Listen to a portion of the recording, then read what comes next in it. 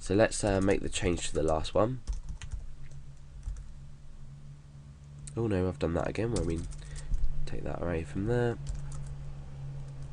So it can be a bit fiddly when you're writing all on one line, but you'll get used to it eventually.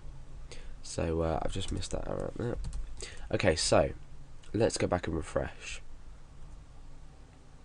Okay, so we've solved the two visible problems that we have. Now, let me just go ahead and register another user. Let's just say Craig. Password pass123. I've got my database up here, so I can click on my users and check how we're doing here. So password pass123 password. Oh no, sorry, pass123. First name Craig. Now let's have a look in our database at the length of the surname. So let's click on structure and see how many characters we have. So we're storing this as a variable character data type with 40 characters, maximum 40 characters. So what happens if we were to say, let's just say 1, 2, 3, 4, 5, 6. We'll do it another way. We'll say A, B, C, D, E, F, G. So that's 1, 2, 3, 4, 5, 6, 7, E, F. Sorry, A, B, C, D, E, F, G, H, I, J, K. 6, 7, 8, 9, 10, 11. So we can get rid of the K. So we've got 10 characters here. And the reason I'm doing it in as the alphabet is just so we can keep an eye on what's happening. So let me copy and paste that 4 times, or 3 more times. So we've got 3 instances now of this. Now what happens, or 4 instances of this, so we've got ABC up to J, and ABC up to J, and ABC up to J, and then ABC up to J. So we've got 4 lots of this. This is 40 characters long. So when we click register, this is going to be able to this is going to fit inside our surname field in our database. However, what happens if we let's say go back to our form and we copy and paste it in one more time? Now that's going to equal, I've copied and pasted it in another time, so we've got ABC up to J, up to J, up to J, up to J, up to J. So we've got 5 instances of this same text. So we've got 50 characters overall. Now let's click register. You've registered, so everything appears to have worked correctly. Now let's go and browse our table, and we'll come down. We can see that our username has been popped in. Now we need to I'm going to click on this sort of little edit button, and I'm going to have a look at what's been stored here. So we've got ABC up to J, ABC up to J, ABC up to J, and ABC up to J.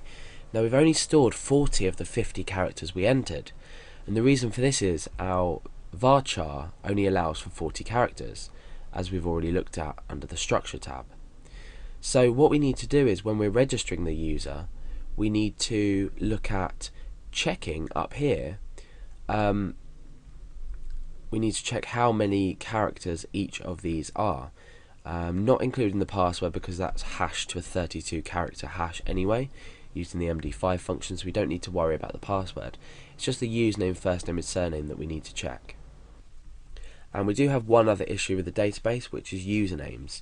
If I was to now register a username, let's say with the username Craig but with a small c, this is going to be allowed by our code. The reason being is we're not talking about we're looking at case sensitive comparison. So if I was to register a user on here called Craig, let's go back to the register page, with a small c,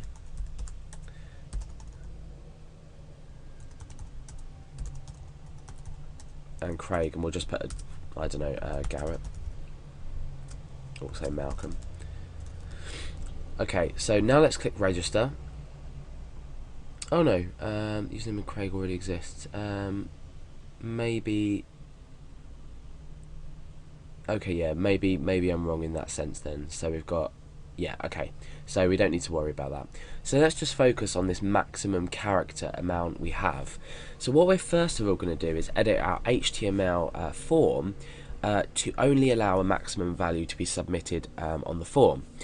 And this isn't going to entirely protect against inputting masses of data, because we're only allowing that within the HTML. Obviously someone could take your HTML page, they could change this to your server, so your domain and then the URL that registers located at, and they could submit the data from, you know, a local PC, their own PC. So what we need to do is we need to change these fields to have a max value first, then we need to check the length in PHP as well. So let's give it a property max length, and for username let's just refer back to our database so we know exactly what lengths we're dealing with. So we've got 30 for the username, 32 for the password. Like I said, we don't need to worry about that because the hash is more or less always going to be 32 characters, and then 40 and 40 for the first name and surname.